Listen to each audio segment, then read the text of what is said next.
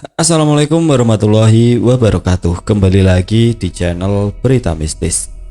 Untuk kisah kali ini masih melanjutkan dari kisah yang sebelumnya, yaitu sebuah kisah yang berjudul Setra Ganda Mayit dari tulisannya akun Twitter yang bernama Dioseta. Sebelum kita masuk ke ceritanya, tekan dulu tombol like video ini dan jangan lupa tekan juga tombol subscribe channel ini dan nyalakan juga lonceng notifikasinya agar tidak ketinggalan cerita-cerita baru dari channel ini. Dan bagi teman-teman yang ingin membaca langsung ceritanya dan ingin membaca koleksi-koleksi lain dari ceritanya Kak Dioseta, nanti silakan saja kunjungi linknya yang nanti akan saya sertakan di kolom deskripsi. Dan seperti apa untuk kelanjutan kisah ini? Langsung saja kita simak berikut ini.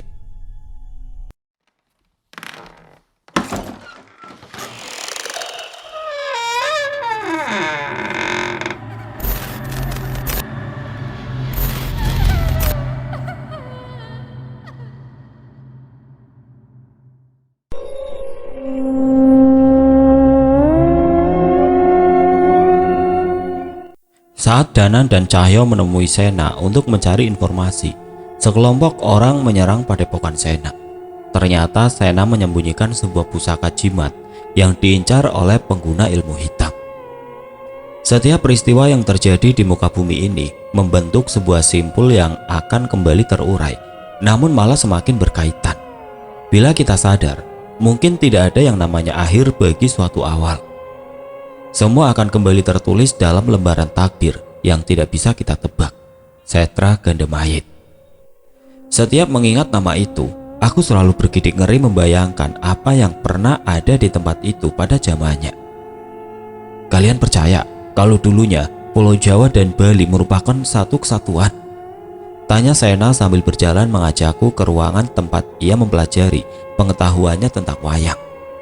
Bila melihat posisi geografisnya, bukan hanya Jawa dan Bali, bahkan mungkin seluruh kepulauan Indonesia sebelumnya memang merupakan satu daratan. Memangnya ada hubungannya dengan yang kami tanyakan, Sena? Tanyaku. Sena mencari beberapa benda di raknya dan mengeluarkan beberapa kotak kayu. Ia menumpuknya di meja tepat di hadapan kami. Ini apa? Tanya Cahyo. Ini semua informasi yang kalian butuhkan bila ingin mencari tahu tentang apa yang kalian hadapi, jelas Sena. Ia pun membuka kotak-kotak kayu persegi panjang itu dan mengeluarkan beberapa lembaran bertuliskan aksara Jawa.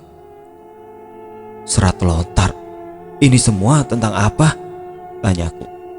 Ini semua adalah serat yang berisikan informasi mengenai kisah pewayangan Purwakala, ucap Sena. Setra Ganda Mayit, informasi tentang tempat itu ada di serat-serat ini. Namun itu semua hanya teori, dan untuk keabsahan dari serat ini, kita sendirilah yang harus mencari tahu, tambah Sena. Aku beberapa kali membuka lembaran-lembaran lontar yang ditunjukkan oleh Sena. Serat ini tidak hanya menggunakan aksara Jawa Carakan, tapi ada juga yang menggunakan aksara Kawi, Siam, dan bahkan beberapa aksara yang tidak kukenal. Sudah, ucap Cahyo merebut lembaran itu dariku dan mengembalikannya ke kotak. Tujuan kita kesini itu mencari jawaban, bukan malah bikin tambah bingung. Sena tertawa melihat wajah Cahyo yang bingung sambil menggaruk-garuk rambutnya. Cahyo sebelumnya sudah bercerita. Ia sudah menyampaikan pada Pak Le tentang sebuah batu yang dia bawa dari sebuah desa. Batu itu bertuliskan aksara yang ia mengerti. Ia kira Pak Le bisa mengerti dan membantunya. Namun sebaliknya, Pak Le malah menyuruh kami menemui Sena untuk menerjemahkan aksara itu dan mencari tahu tentang apa yang kami hadapi.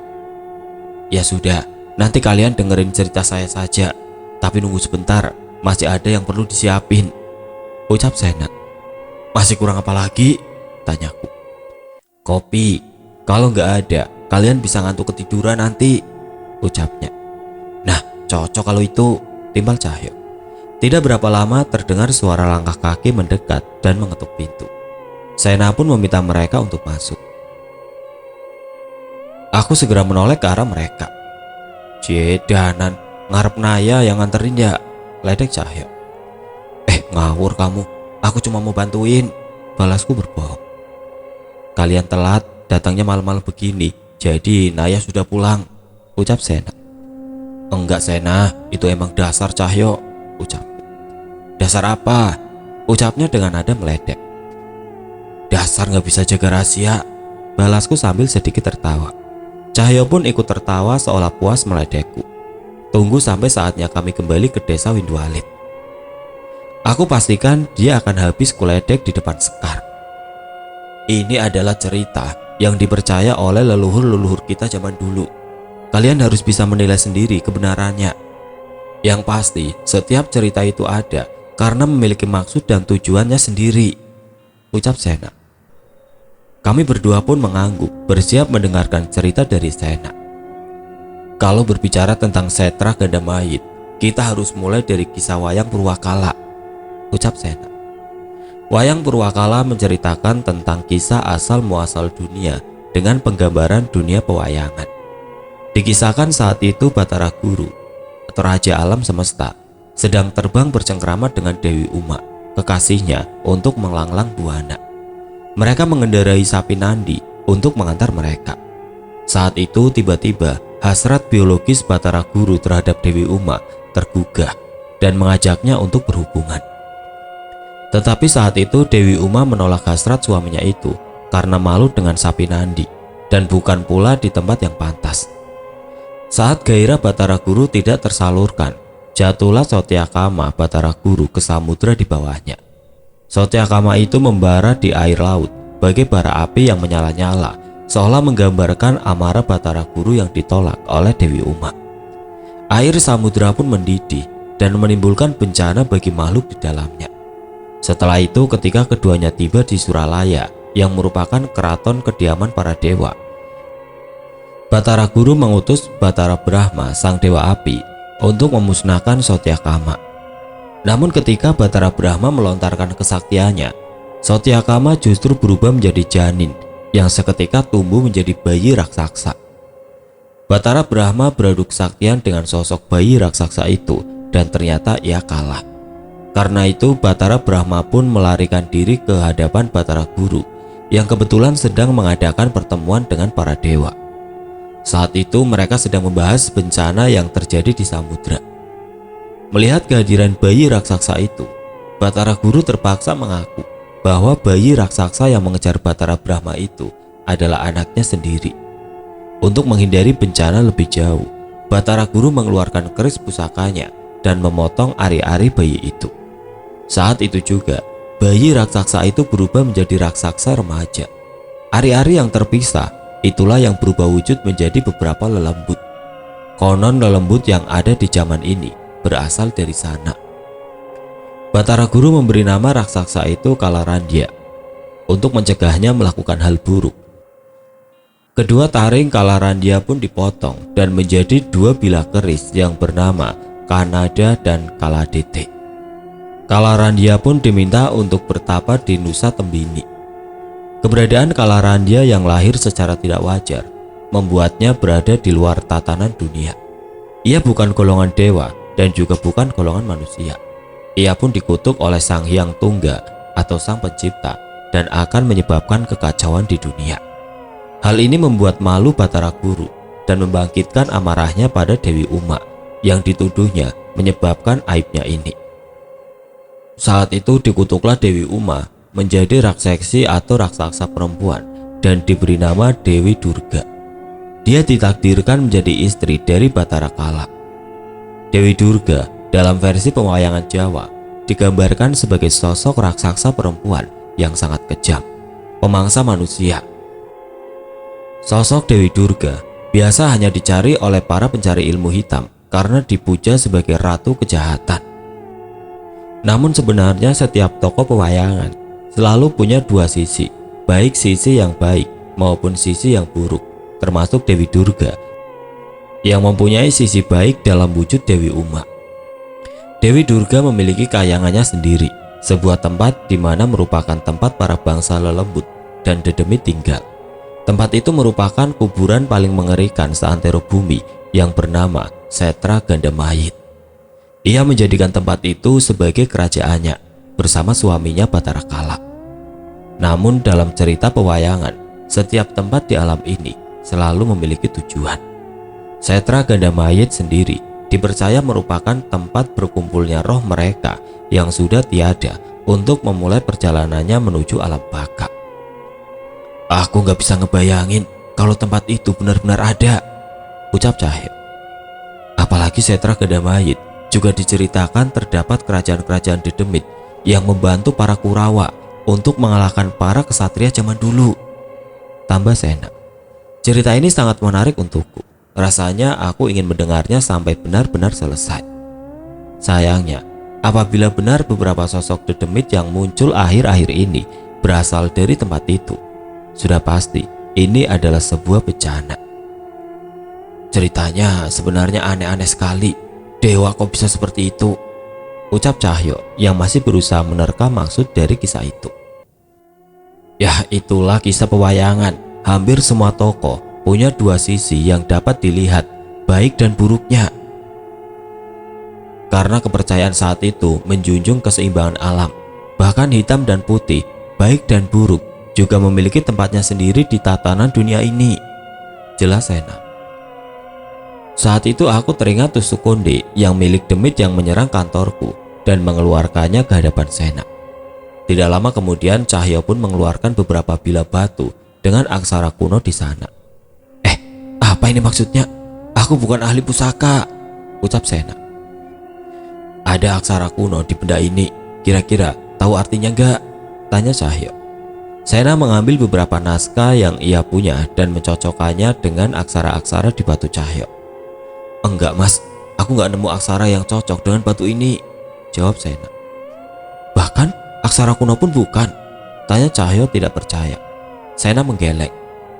Tapi memang ada aksara yang memang tidak lazim. Orang zaman dulu menyebutnya aksara mistis, sebuah aksara yang hanya dimengerti oleh pembuat dan penerimanya, kata Sena.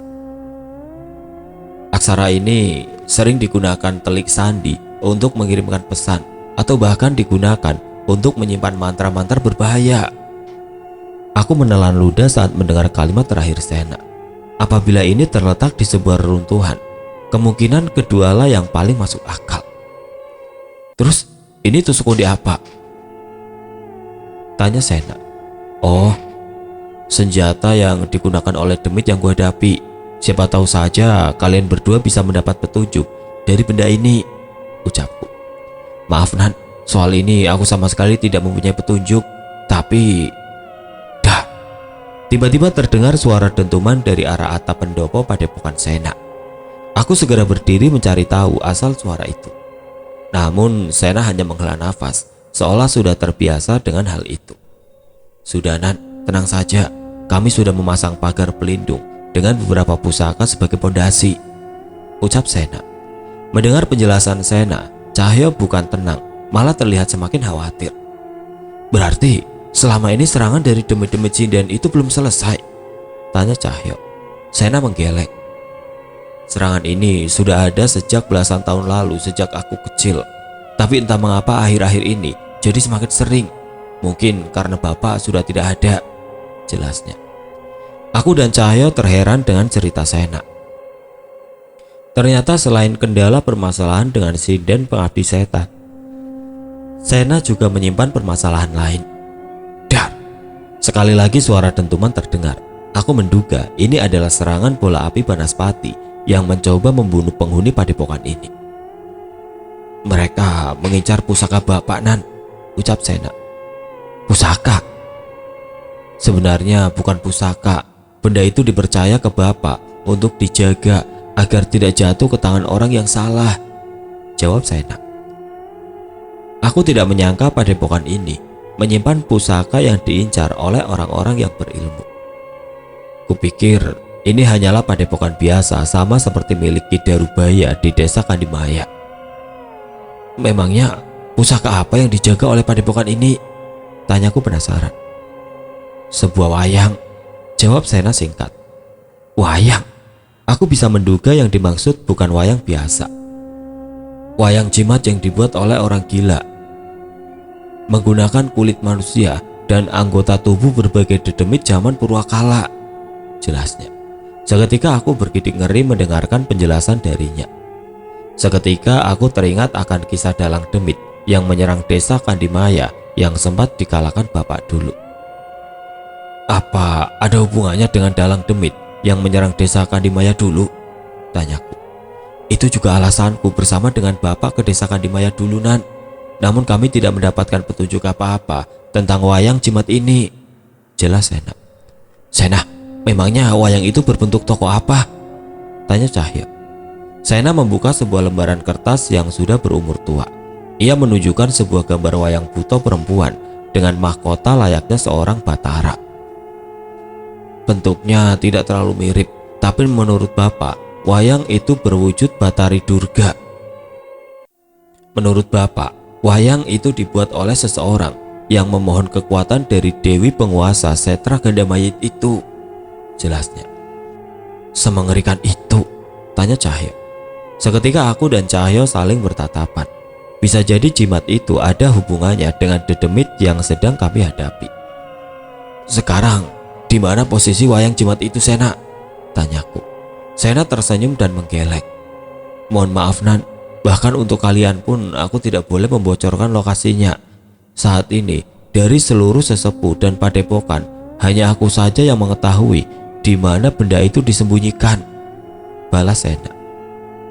Enggak usah minta maaf, Sena. Itu keputusan yang bijak, ucap Cahyo. Di tengah perbincangan kami, suara dentuman terdengar semakin keras. Tidak berapa lama terdengar suara langkah kaki yang menuju tempat ini dan mengetuk ruangan kami.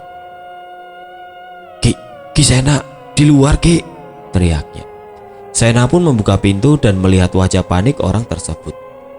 Ada apa Mas Tono? Tanya Sena. Padepokan ini dikepung, teriaknya.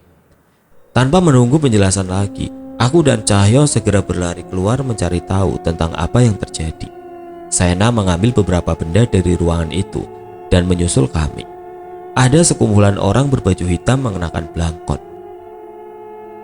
Pakaiannya seperti pemain karawitan. Masing-masing dari mereka membawa keris yang dapat kurasakan ada sosok-sosok mengerikan yang mendiaminya. Kalian yang mengirim serangan-serangan ini? Teriakku memastikan maksud mereka. Urusan kami bukan denganmu, tapi dengan pemilik padepokan ini, teriak salah satu dari mereka. Sena pun melewati kami dan menemui mereka secara langsung. Jika tujuan kalian adalah azimat wayang Durga, kedatangan kalian akan sia-sia, ucap Sena. Aku dan Cahyo sudah bersiap membantu Sena apapun yang terjadi. Kali ini aku merasakan niat jahat dari orang-orang yang mendatangi Sena saat ini. Jangan sombong bocah. Sekarang kami sudah tahu cara mendapatkan pusaka itu tanpa perlu bantuanmu, ucap mereka. Maksud kalian? Tanya Sena. Pemimpin kami yang baru bisa mendapatkan seluruh ingatanmu dengan sebuah wayang. Sebuah wayang yang akan kami buat dari kulitmu, ucapnya diikuti tawa semua orang berbaju hitam itu. Cahyo terlihat geram mendengar ucapan orang-orang itu. Kali ini sudah jelas incarannya adalah Sena. Cahyo justru maju melangkah seorang diri ke hadapan mereka. Bawa ke sini pimpinan kalian. Kita selesaikan ini sekarang juga, ucap Cahyo kesal. Barisan orang-orang berbaju hitam itu pun menyingkir bersama datangnya seseorang. Seseorang berpakaian beskap hitam dengan janggut panjang dan kumis yang tebal. Ia berjalan dengan tangan di belakang seolah menunjukkan wibawanya. Entah mengapa jantungku berdegup kencang melihat sosok orang itu. Aku menduga dia adalah seorang dalang yang memimpin padepokan itu. Wajahnya mengingatkanku pada musuh bapakku waktu kecil. Ki Jaruk, dalang demit. Cahyo menoleh ke arahku. Ki Jaruk? Gak mungkinan, dia udah mati, teriak Cahyo. Bukan, dia bukan Ki Jaruk, tapi dia memiliki energi yang sama. Entah apa hubungan antara mereka berdua, ucapku. Cahyo pun merasakan bahaya yang besar dari kemunculan sosok itu. Sama sepertinya, aku pun segera menarik sebuah keris dari sukmaku, bersiap menghadapi apapun yang akan dilakukannya. Melihat kemampuan kami, dia tersenyum sambil menggeleng. Seseorang datang menghampirinya dengan membawa beberapa wayang. Monyet dari hutan Wanamarta, aku juga punya satu, ucapnya sambil mengambil sebuah wayang dari anak buahnya. Dalang itu mengibas-ngibaskan wayangnya seolah sedang memainkan di atas pentas.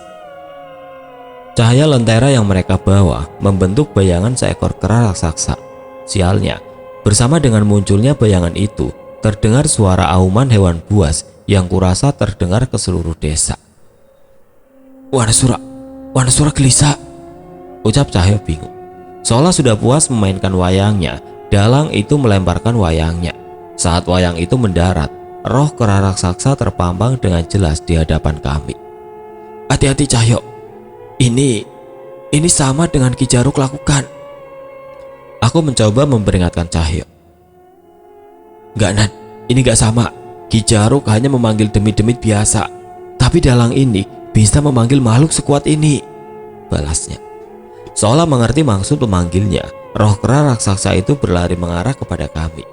Cahyo memanggil kekuatan Wanasura dan menghadang serangannya. Sayangnya dengan mudah Cahyo terpental. Aku segera menyusulnya dan menghujamkan kerisku pada makhluk yang dipanggil oleh dalang itu. Sayangnya kera besar yang dipanggil oleh dalang itu tidak merasa sakit sama sekali. Ia terus menyerang Cahyo. Bersamaan dengan itu, pasukan anak buah itu mulai bergerak mengejar ke arah Sena. Sena, lari! Teriakku. Sena dibantu beberapa teman dari padepokan untuk lari dan masuk dalam hutan. Tidak mungkin kami melibatkan warga desa dengan masalah seperti ini. Aku dan Cahyo mengikuti Sena masuk lebih dalam. Gerakan anak buah dalang itu begitu cepat, seolah sudah terbiasa melakukan penyergapan. Beberapa kali kerisku beradu dengan mereka yang muncul mendekati Sena. Cahyo mengikutiku sambil menghadang serangan dari roh kera raksasa yang bahkan bisa menumbangkan pohon di hutan. Kali ini aku merasa posisi kami tidak diuntungkan. Tidak terpikirkan jalan keluar dari kami untuk selamat dari orang-orang ini. Cahyo, tahan mereka sebisa mungkin. Aku tidak menunggu jawaban dari Cahyo. Menurutku ini satu-satunya jalan agar kami bisa selamat. Aku memisahkan rohku dari raga dengan kemampuan keris rogo sukmaku. Dengan secepat mungkin, aku membawa sukmaku melintasi hutan-hutan dan menghampiri sosok dalang yang menyerang kami tadi. Saat ia tidak menyadari kehadiranku, aku menghujamkan keris pada punggungnya. Namun sial, ia menyadari kedatanganku dan menahan seranganku dengan keris di tangannya. Serangan kami saling beradu mengakibatkan dentuman ledakan yang keras sehingga membuat beberapa anak buah dalang itu terpental. Tidak ada waktu lagi. Aku yakin Cahyo kewalahan melindungi Sena. Aku membacakan sebuah mantra yang diajarkan oleh Pade. Sebuah mantra untuk memberi kekuatan pada keris Raga Sukma. Kekuatannya mampu membuat kilatan pada bilah keris ini yang harusnya mampu membuatnya menembus apapun. Sekali lagi kami beradu serangan. Dalang itu pun membacakan mantra yang membuat kerisnya diselimuti kabut hitam. Saat serangan kami beradu, sekali lagi getaran hebat terjadi di tanah tempat kami berpijak. Aku tidak henti-hentinya membaca doa agar kekuatanku bisa mengalahkan dalang demit itu. Kali ini aku menang. Lengannya terpental sehingga tubuhnya terbuka. Dengan segera aku menghunuskan keris ke tubuhnya. Tapi tidak, kerisku berhasil mencapai tubuhnya. Tapi tidak sedikit pun ujung kerisku menembus tubuhnya. Dalang itu tersenyum dan bersiap menggunakan kerisnya untuk menyerangku. Dengan sigap aku menarik sukmaku ke dalam tubuh untuk menghindari serangannya yang hanya berjarak beberapa jengkal lagi dariku. Gak bisa, dalang itu terlalu kuat, teriakku pada Cahyo. Aku melihat Cahyo menghadapi roh kera itu hanya dengan satu tangan. Terdapat luka besar berwarna biru di lengan kiri Cahyo. Danan, mantra leluhurmu, mungkin satu-satunya cara kita keluar dari situasi ini, ucap Cahyo. Benar, tidak ada pilihan lain. Sena dan teman-temannya sudah tidak mampu. Sebagian dari mereka sudah terluka. Cahyo pun tidak bisa bertarung dengan keadaan seperti ini. Aku meletakkan kerisku di dadaku dan mengingat dengan jelas sebuah mantra yang diajarkan oleh leluhurku. Jagat lembut, boten duwe wujud. Belum sempat aku melanjutkannya, tubuh Cahyo terpental menabrak tubuhku. Kekuatan makhluk itu benar-benar di luar nalar. Tapi tepat saat makhluk itu mencoba menyerang kami lagi, kobaran api berwarna putih menahan pukulannya dan menghilangkannya perlahan. Lambat laun kera raksasa itu berubah kembali menjadi sosok wayang. Danan, api apa itu? Ucap Sena bingung. Seketika aku dan Cahyo tersenyum. Terlihat sosok seseorang memperhatikan kami dari tengah hutan. "Pak Lek, itu Pak Lek!" teriak Cahyo merasa senang. Ia pun segera melompat ke arah api putih itu dan membakar luka yang ada di lengannya untuk memulihkan luka itu. "Itu Geni Baraloka, ilmu andalan Pak Lek," ucapku. Aku berlari menghampiri Pak Lek yang datang dengan ilmu raga sukmanya. Samar-samar aku teringat kenangan masa kecilku saat Bapak dan Pak Lek bertarung melawan Ki Jaruk. Pada saat itu memang ilmu Geni Baraloka Pak Lek berhasil mengalahkan demit yang dipanggil menggunakan wayang Ki Jaruk. Pak Lek menghalangiku untuk menghampirinya. Sepertinya sukmanya tidak bisa bertahan lama bila menggunakan ilmu raga sukma dan Geni Baraloka secara bersamaan. "Panjul, batu yang kamu bawa bisa melukai ular kemarin kan?" ucap Pak Lek. Seketika kami menyadari maksud Pak Lek. Cahyo dengan mudah dapat menghardik serangan para pengikut dalang itu dan mementalkan satu persatu dengan kekuatan Wanasura.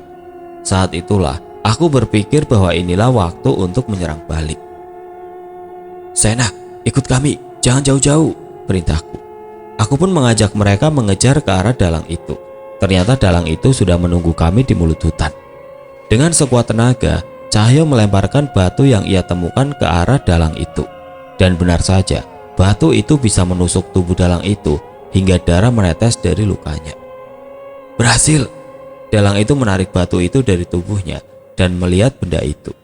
Bukannya merasa kesakitan, ia malah tertawa melihat pecahan batu itu. "Ular, jadi Dewi Ular itu sudah bebas," ucapnya sambil tertawa. Cahyo sekali lagi menyerangnya dengan lemparan batu itu dan berhasil melukainya lagi. Namun ia tetap tidak merasa kesakitan. Aku mencoba menyerangnya lagi dengan keris di genggamanku.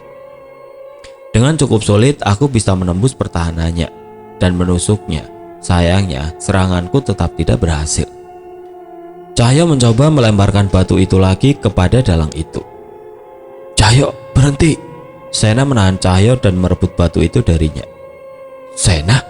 Cahyo heran dengan kelakuan Sena, tapi sepertinya ia memiliki maksud. Tidak mampu menahan serangan dalang itu, aku pun terpental. Namun aku ingin mencoba satu hal. Aku mengambil tusuk konde yang dari demit yang kulawan dulu dan menusukkan ke belakang punggungnya. Dan benar, benda itu berhasil melubangi punggungnya hingga melubanginya. Namun tetap saja ia tidak merasakan kesakitan. Aku melihat Sena menggigit jarinya dan meraih tangan Cahyo. Ia menulis aksara yang terdapat di batu itu di lengan Cahyo menggunakan darahnya. "Sekarang, coba serang sekuat tenaga demit itu dengan lengan kananmu. Sekuat tenaga, aksara itu tidak akan bertahan lama," ucap Sena. Aku mulai mengerti maksudnya. Cahyo pun membaca mantra penguat raga dan memanggil kekuatan Wanasura di lengan kanannya.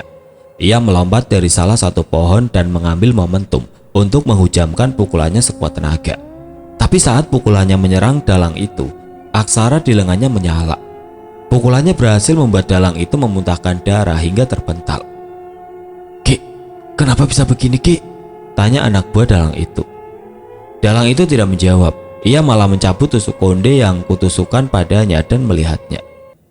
"Nyai Wijul, dia sudah bangun." Dalang itu tertawa lagi, namun sepertinya ia sudah tidak kuat lagi berdiri. Kami bersiap menyerangnya lagi, namun tiba-tiba kami terpental dengan serangan dari salah seseorang yang berpakaian sama dengan para pengikut dalang itu. Namun yang membuat kami tercengang adalah ketika melihat pria itu mengenakan belahan topeng hitam di wajahnya sambil memasang kuda-kuda untuk menghadang kami. Berbeda dengan anggota yang lain, pria ini terlihat mahir dalam bela diri. Kekuatan hitam terlihat dengan jelas menyelimuti tubuhnya. "Topeng itu," ucap Cahyo dengan tangan yang mengepal. Tidak mungkin kami lupa. Itu adalah topeng yang digunakan oleh sosok yang hampir membunuh kami dan mengakibatkan bencana. Topeng yang sebelumnya dikenakan oleh penari ludruk yang membantai desa kelahiran Cahyo. "Cukup, kita bisa mengambil pusaka wayang itu kapan saja. Nyai Wujil dan Dewi Ular itu sudah terbangun. Kita harus menghampiri mereka," ucapnya senang.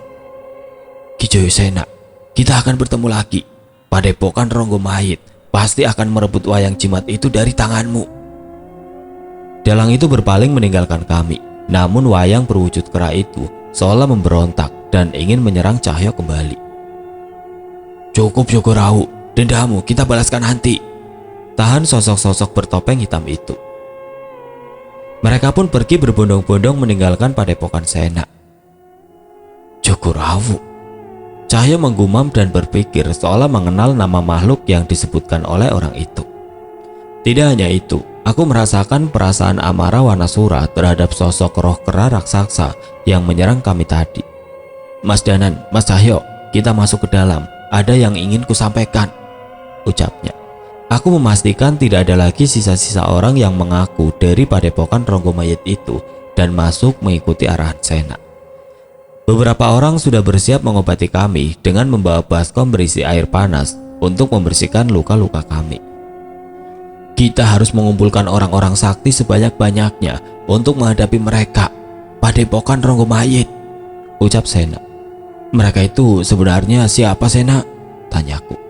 Sena pun menceritakan tentang keberadaan padepokan yang sejak awal keberadaannya hanya menggelar pertunjukan untuk para dedemit. Setiap permainannya bertujuan untuk mempersembahkan jiwa-jiwa para pengikutnya untuk mendapatkan kekuatan dari iblis.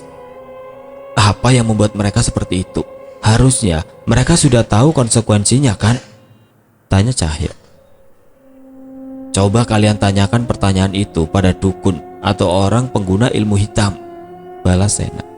Benar ucapan Sena. Jawabannya akan sama. Mereka ingin semakin sakti agar dipandang di desanya, mendapatkan kesenangan duniawi hingga membalaskan dendam mereka pada orang yang dibencinya. Merekalah yang akan mencari dan mengumpulkan demit-demit purwakala yang sudah ada di tanah ini, bahkan sebelum manusia mengenal peradaban. Mereka yang akan menjadi pengikat setan-setan itu agar terus berada di alam ini, jelas Sena lagi. "Maksudmu, ular raksasa yang kulawan dan Nyai Wijul yang Danan lawan akan bisa muncul di alam ini seenaknya?" tanya Cahyo. "Tidak, bukan hanya itu. Sosok Songgokolo dan Gondokolo yang terikat oleh keris kembar juga mungkin untuk bangkit." Ucapku teringat dengan demit-demit alam baka itu. Sena berpikir sejenak. Keris kembar. Setra Ganda Mayit pasti juga menyimpan pusaka seperti itu yang dibuat dari taring raksasa kuno, sama pusaka keris yang terbuat dari taring Batara Kala, ucap Sena. Sena terlihat gusar. Kali ini ia yang terlihat lebih bingung daripada kami. "Sudah Sena, tidak seharusnya kamu segusar itu," ucap Sena.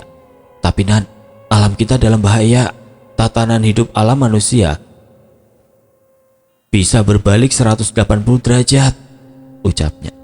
Mendengar itu Cahyo mendekat ke arah Sena dan sedikit memijat pundaknya. "Ada maksudnya Tuhan menurunkan kitab suci untuk jadi paduan kita dibanding kisah-kisah sejarah lainnya. Karena sesulit apapun, Tuhan punya rencana terbaik buat umatnya yang ini Sena," ucap Cahyo. "Jangan lupa, manusia tidak pernah berjuang sendiri. Pastikan kamu tidak melupakan itu," tambahku. Aku pernah merasakan sefrustasi Sena saat mengetahui bencana akan mendekat.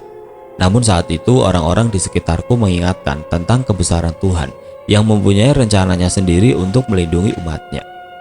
"Kalian benar, bila memang kita yang ditakdirkan untuk berurusan dengan hal ini, Tuhan pasti memberikan jalan untuk kita," ucap Sena. Aku pun tersenyum melihat Sena mulai tenang. Aku pun teringat kedatangan Pak Le tadi. Sepertinya ia juga sedang mencari petunjuk tentang keadaan ini. "Berarti demit-demit yang pernah berurusan dengan kita bisa muncul kembali?" tanya Cahyo. "Jangan gentar, semenjak melawan mereka kita pun mengenal orang-orang hebat yang bisa membantu kita. Jangan lupakan mereka," balasku. Sena menatapku seolah merasa terpancing untuk bicara. "Setidaknya kita mengetahui satu hal, aksara di batu yang dibawa Cahyo bisa membuat serangan kalian berdampak pada makhluk-makhluk itu," ucap Sena. Aku dan Cahyo saling bertatapan seolah menyetujui ucapan Sena. "Aku akan mempelajari aksara ini. Carilah ahli pusaka yang bisa mengukir aksara ini di kerismunan," ucap Sena. Ini adalah sebuah kemajuan. Dengan adanya pengetahuan Sena, setidaknya kami bisa memberi perlawanan pada makhluk-makhluk itu. "Danan, Pak Lek mengirim pesan. Ada serangan di desa pesisir selatan. Sudah 7 orang mati bunuh diri dengan tidak wajar. Ucap Cahyo sambil membuka telepon genggamnya. Aku mengambil teleponnya dan membaca pesan yang dikirim Pak Lek. Aku ingat nama desa itu. Itu desa tempat eyangnya Rizal, teman kantorku, tinggal. Biar aku yang ke sana, kamu jaga Sena, ucapku pada Cahyo. Pak Le nggak bisa ke sana? Tanya Cahyo. Dari wujud Sukmanya tadi, sepertinya dia sedang mengurus masalah yang lebih mengerikan. Tadi Sukmanya hanya bisa muncul sesaat, balasku.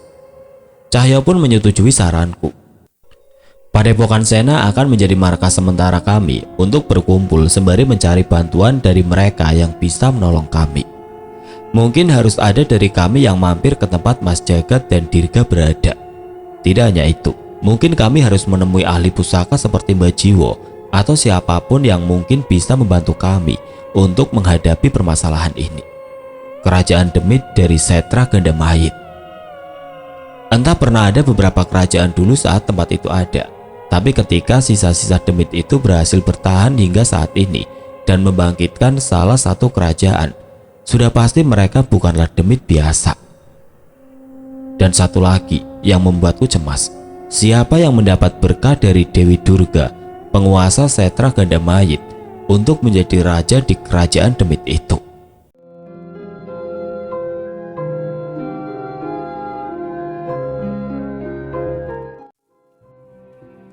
Oke teman-teman, sampai di sini dulu ceritanya. Nantikan kelanjutan kisah ini di video berikutnya.